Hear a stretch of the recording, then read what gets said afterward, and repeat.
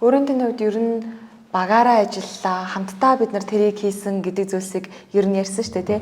Тэгэхээр баг хамт олноо одоо удирдан чиглүүлэхдээ ямар зарчмыг баримталдаг вэ? Сонирхолтой юм байна. Асуулт байна. За ингээд бид баг юм болвол ер нь маркетингийн одоо аль нэгж болвол компанитай үн цэнийг бүтээх хэрэгтэй. Тэгвэл үн цэнийг бүтээх гэж байгаа баг нь өөрөө үн цэнтэй байх хэрэгтэй гэж боддог.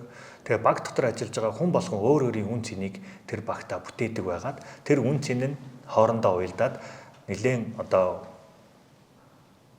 компанида жин тархуйц тийм одоо үнэлэгдэхүйц баг болж хувирах хэрэгтэй гэж боддог. Тэгээд нэгж ажилтан болгон өөрийн гэсэн нэг мэдээж дутагдaltaй тал байгаа ч гэсэн өөрийн гэсэн гялалцсан тал байх хэрэгтэй. Тэр гялалцсан тал болгоныг зүлгээд бусдын гялалцсан талуудтай нийлүүлээд явах юм бол гоё юм болоо гэж бодоод багийнхан тэгээд нөгөө чиглүүлэх багийнхан хамтын ажиллагаан дээр айгүйх ач холбогдол өгж жоохон цаг зарцуулж сэтгэлээ айгүйх зарцуулах гэж оролддог. Тэгээ энэ маань ч гэсэн нэмэр болдог болоо гэж боддог.